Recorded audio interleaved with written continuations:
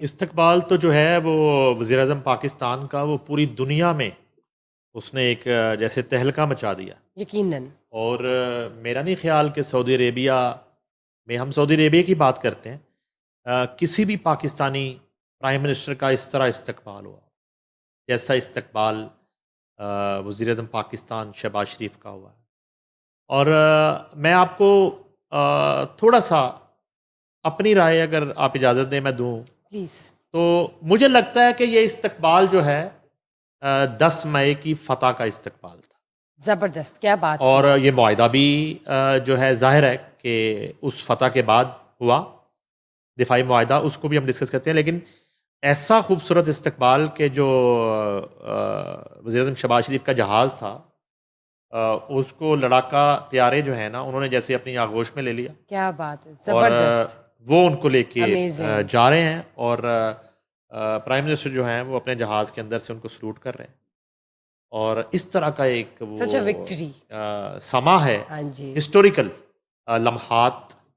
اور اس کے بعد فیلڈ مارشل بھی پہنچے سعودی عربیہ، اور ایم بی ایس سے ملاقات اور معاہدہ.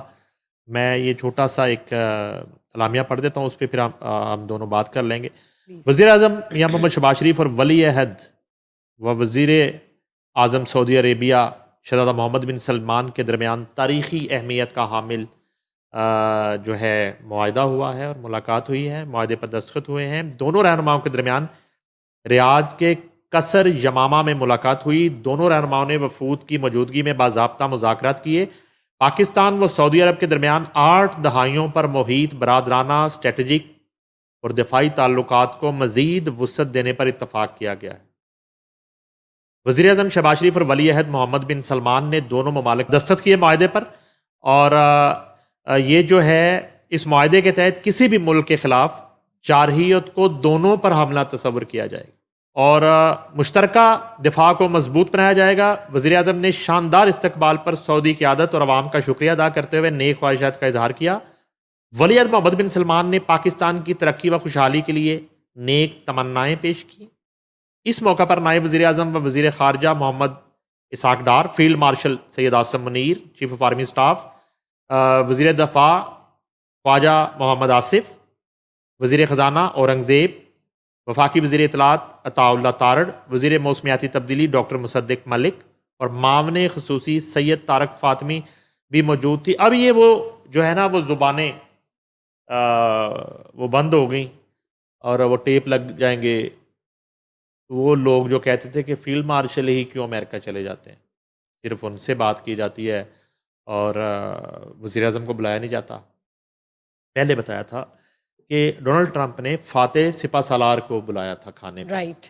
اب یہاں پہ صورتحال یہ ہے کہ محمد بن سلمان نے فاتح وزیر اعظم کو بلایا. تو 10 مئی کے فاتح پرائم منسٹر جو ہیں ان کو بلایا گیا اور اسی شان سے جو ہے وہ ان کا استقبال کیا گیا. اور اس کے بعد ان کے ساتھ یہ جو دفاعی معاہدہ ہے یہ اب جو ہے بہت سے اسرائیل جیسے اور انڈیا جیسے جو پاکستان دشمن ممالک ہیں اور خطے کے امن کے جو دشمن ہیں ان کے گلے کی ہڈی بن گیا ہے. اور یہ جو ہے اس معاہدے کے بعد ان کی آپ کہہ لیں کہ نریندر مودی کی اور نیتن یاہو کی جو نیندیں ہیں وہ حرام ہو گئی.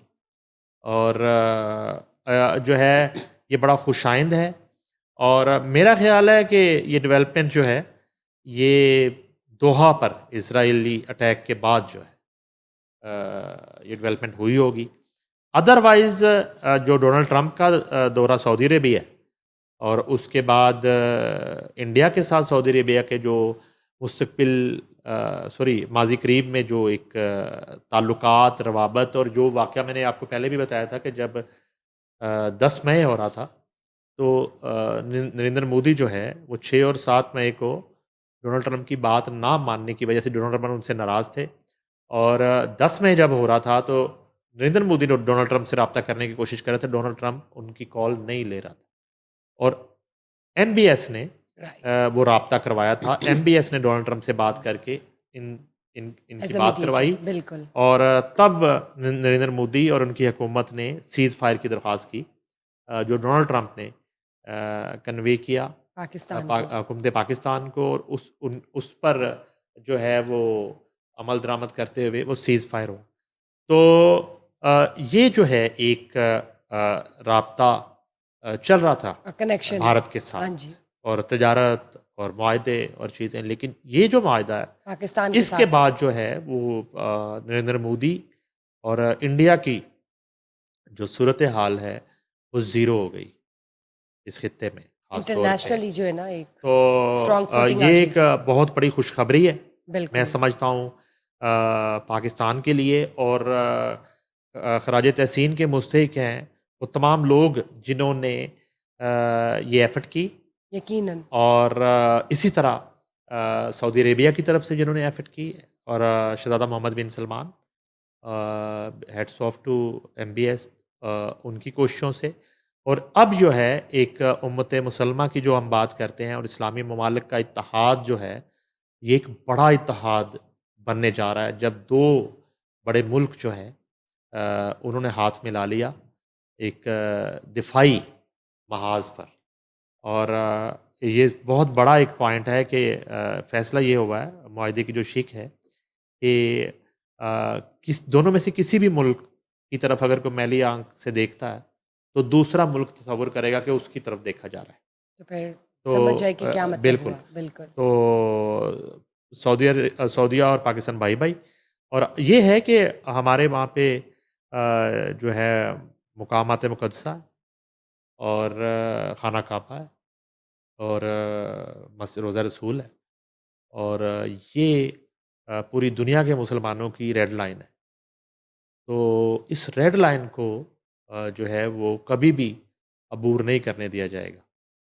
اور یہی وجہ ہے، یہ وہ مقامات ہی ہیں جن کی وجہ سے دو مسلم ممالک کے درمیان یہ اتنا بڑا معاہدہ جو ہے طے پا گیا ہے. وہ یقینی ہوا ہے. زبردست. بالکل ٹھیک بات کی آپ نے. اس سے پاکستان کی فوٹنگ اور زیادہ اسٹرانگ ہو گئی ہے انٹرنیشنل اسکیل پر. لیکن سر، دوحہ قطر کی بات کرتے ہیں، جو حملہ اسرائیل نے کیا کچھ ہم کہہ سکتے ہیں ہفتہ پہلے یا کچھ چند دن پہلے، اب دوبارہ سے جو دھمکیاں اسرائیل قطر کو دے رہا ہے حملے کے حوالے سے، اس پر mister Donald Trump US president کہاں سٹینڈ کرتے ہیں؟ ان کی اس کے حوالے سے کوئی اسٹیٹمنٹ کیوں نہیں آ رہی، یا وہ کیوں نہیں بیچ میں آ اچھا، رہے؟ میں وہ نیتن یاہو کی دھمکیاں تو ہیں اپنی جگہ پہ. انہوں نے تو بڑے عجیب و غریب گفتگو کی نیتن یاہو نے ایک پریس کانفرنس میں. اسے قبل ایک پریس کانفرنس جو ہے نا ڈونلڈ ٹرمپ نے کی ہے، اور وہ جو آپ بتائیے. بات کر رہی ہیں، ڈونلڈ ٹرمپ نے اس میں یہ کہا ہے کہ پریس کانفرنس میں دو طرح کی بات کی ہے. انہوں نے کہا ہے کہ اسرائیل جو ہے، میں نے اس کو منع کر دیا ہے سختی سے کہ وہ دوبارہ قطر پہ حملہ نہیں کرے. ٹھیک. اچھا، ایک تو یہ بات وہ کر رہے ہیں. ٹھیک. دوسری طرف یہ وہ بات کر رہے ہیں کہ اگر اسرائیل قطر پہ دوبارہ حملہ کرتا ہے تو وہ قطر پر حملہ نہیں ہوگا، وہ حماس پر حملہ کرے گا. اب یہ جو ہے نا ایک بڑا ہی کنفیوز ایک اسٹیٹمنٹ ہے، اور لبے لباب اس کا یہ ہے کہ امریکہ کی آشیرواد ہے اسرائیل کے ساتھ قطر پر دوبارہ حملہ کرنے کے حوالے سے. اور چانسز ہیں. ایگزیکٹلی. اب چونکہ حماس کے دفاتر جو ہیں وہ قطر میں موجود ہیں، اور ان کے رہنما موجود ہیں. اچھا، اس میں ایک خبر میں آپ سے اور شیئر کر لوں کہ ہماری اطلاعات کے مطابق جو آخری دفعہ جو حملہ کیا حماس کے رہنماؤں کے بہانے دوحہ پر اسرائیل نے، اس حملے کی خبر حماس کی قیادت کو اور قطر کی حکومت کو ترکی نے 10 منٹ پہلے دے دی تھی. 10 منٹ پہلے حملے سے انہیں بتا دیا گیا تھا. یہی وجہ ہے کہ نقصان بہت زیادہ نہیں ہوا. حماس کی بہت ساری قیادت وہاں سے نکلنے میں کامیاب ہو گئی، اور ایگزیکٹ اسی مقام پر حملہ ہوا جس کی نشاندہی 10 منٹ قبل ترکی نے کر دی تھی. اپنے دوست ملک ٹھیک. بتا دیا تھا کہ اسرائیل یہ کرنے جا رہا ہے. تو اب یہ ہے کہ ایک تو پہلو یہ ہے. دوسری بات یہ ہے کہ ظاہر ہے کہ حماس کے دفاتر تو وہاں موجود ہیں. ایک طرف ڈونلڈ ٹرمپ کی خواہش ہے غزہ سیز فائر کی، جس پر وہ بری طرح ناکام ہے ابھی تک امپلیمنٹ کروانے میں. اور حیرت کی بات ہے کہ یہ ایک واحد جنگ ہے جس پر ڈونلڈ ٹرمپ اسرائیل کو آمادہ نہیں کر پا رہے. یا یہ نورہ کشتی ہے، یا ایک فکس میچ کھیلا جا رہا ہے امریکہ کی طرف سے. تو اب وہ کہتے ہیں کہ مزید حملوں کی وارننگ بھی وہ دے رہے ہیں. یہ میں امریکہ کی بات کر رہا ہوں، ڈونلڈ ٹرمپ کی اور بات وہ کر رہا ہوں. سجیسٹ کریں کہ حماس کے اور ساتھ جو ایگزیکٹلی ہے حماس کے ساتھ. تو اب یہ ہے کہ مجھے جو لگ رہا ہے حماس بہانہ ہے، اسلامی ممالک نشانہ ہے. ٹھیک، یعنی آپ ٹھیک ہے، کی سمجھ کے ایگزیکٹلی مطابق آپ یہ ایگزیکٹلی. اور بالکل ایران جو ہے، ایران نے بھی یہی، ایران کا بھی یہی موقف ہے اس حوالے سے کہ امریکہ جو ہے نا پوری طرح اس میں شامل ہے اسرائیلی اٹیک میں. اور اسرائیل جو ہے وہ دیگر مسلم ممالک پر بھی حملے کر سکتا ہے، جیسے کہ حماس ہی کے بہانے یمن اور دیگر کنٹریز پر بھی اکثر اوقات وہ بمباری کر دیتا ہے، اکثر اوقات میزائل جو ہے وہ داغ دیتا ہے. البتہ یہ صورتحال ایک طرف ہے، دوسری طرف جو ڈیولپمنٹ سعودی عربیہ پاکستان کے دفاعی معاہدے محاذ پر اتحاد کی ہوئی ہے، اس سے اسرائیل جو ہے وہ نیتن یاہو خاصا ایک پریشانی کی فضا بن چکی ہے. اچھا، ایک اور بڑی عجیب و غریب نیتن یاہو گفتگو کر رہے تھے پریس کانفرنس میں. نیتن یاہو یہ کہہ رہا تھا کہ جو میڈیا بیٹھا تھا، جرنلسٹ بیٹھے تھے ان کے سامنے، تو انہوں نے کہا جی کہ آپ سب کے ہاتھ میں موبائل ہے. انہوں نے کہا جی ہم سب کے پاس موبائل ہے. انہوں نے کہا کہ آپ اس کو موبائل نہ سمجھیں، اس کو اسرائیل کا ایک ٹکڑا سمجھیں. اور اس کا لب لباب یہ ہے کہ ان کا یہ کہنا ہے کہ جس شخص کے ہاتھ میں موبائل ہے وہ اسرائیل کے ریڈار پر ہے. اور اب تک جتنے اٹیک ہوئے اور جتنے مسلم کمانڈر جو ہیں ان کی شہادتیں ہوئیں، وہ ان ڈیوائسوں کی وجہ سے ہی ہوئی. ٹھیک ہے.